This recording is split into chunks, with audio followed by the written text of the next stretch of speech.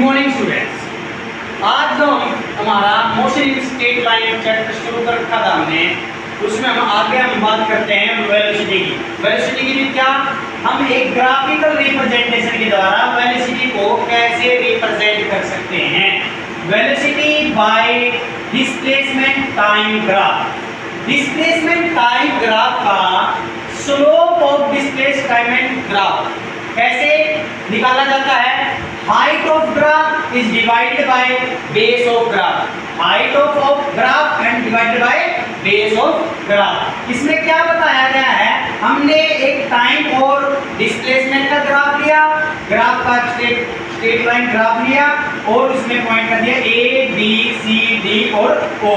तो हम करेंगे height of graph B C is divided by base of graph B D ले लिया। Same as it is BC divided by OAB हो सकता है। इस तरीके से हम वेलोसिटी का निकालते हैं। सेकंड वन भाई एक्सेलरेशन। एक्सेलरेशन में क्या है, acceleration using velocity time graph के द्वारा हम एक्सेलरेशन को निकाल सकते हैं। एक्सेलरेशन में slope of velocity time graph कैसे, height of graph is divided by base of graph. इसमें क्या है, एक वेलोसिटी टाइम ग्राफ लिया, उसमें आपको एक स्ट्रेट लाइन ली, फिर क्या हुआ आपका M N P Q O से रिप्रेजेंट किया इन पॉइंट को।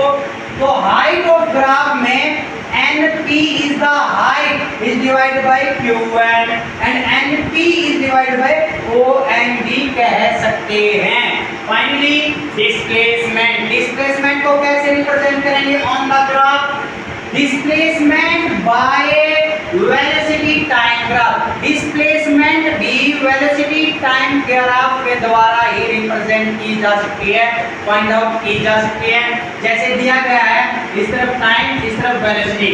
क्या हुआ, एक वेलोसिटी टाइम ग्राफ में हमने ग्राफ बनाया और उसको रिप्रेजेंट किया ए बी सी डी ओ सी।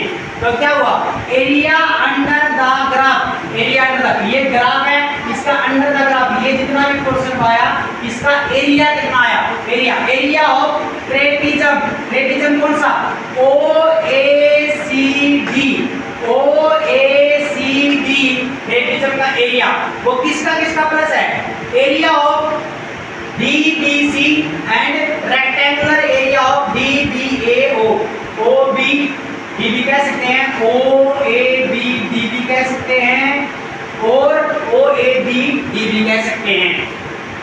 अब कुछ इक्वेशन है जो हमारे यूनिफॉर्म एक्सेलरेशन के लिए इक्वेशन होती हैं, इक्वेशन ऑफ मोशन। सबसे पहली इक्वेशन है v बराबर u प्लस में at। दूसरी इक्वेशन है s यानी डिस्प्लेसमेंट s बराबर ut plus half at square. और थर्ड इक्वेशन क्या हमारी, v square minus u square is equal to 2as। इन तीनों की तीनों इक्वेशन में क्या कॉमन चीज नजर आ रही है आपको, आपको नजर आएगा क्या,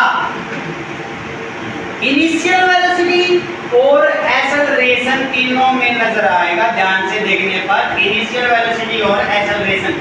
क्यों भाई, u for initial velocity, v for final velocity, s for displacement और a फॉर एक्सेलरेशन। एक्सेलरेशन भी किसके लिए, यूनिफॉर्म के लिए। और t for, you already know about the t for time. अब आगे हम बात करेंगे इन इक्वेशन का डेरिवेशन हम कैसे करते हैं। डेरिवेशन दो तरीके से करते हैं, एक तो कैलकुलस मेथड से, एक ग्राफिकल मेथड से।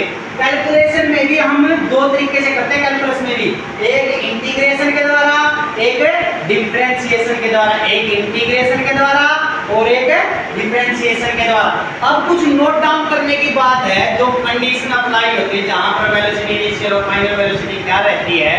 तो सबसे पहला पॉइंट की अगर मैं बात करूं, if an object from rest, यदि कोई ऑब्जेक्ट रेस्ट में है तो वहां पर इनिशियल वेलोसिटी ऑलवेज 0 के बराबर होती है। An object stopped on applying brake, यदि ब्रेक लगाने पर कोई ऑब्जेक्ट स्टॉप हो जाता है ड्यू टू फ्रिक्शन घर्षण के कारण, तो वहां पर वेलोसिटी हमेशा 0 रहती है, यानी फाइनल वेलोसिटी 0 रहती है। अगर कोई बॉल गेंद ऊपर से गिरती है, ड्रॉप होती है, तो वहां पर इनिशियल इनिशियल वेलोसिटी 0 होती है।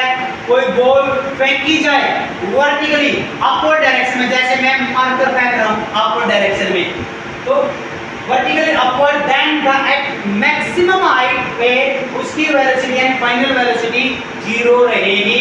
और ड्रॉप, कोई ऊपर से कोई चीज गिर रही है तो डाउनवर्ड डायरेक्शन में, डाउनवर्ड मोशन क्या रहेगा, वेलोसिटी बढ़ती जाएगी और हमेशा एक्सेलरेशन पॉजिटिव रहेगा।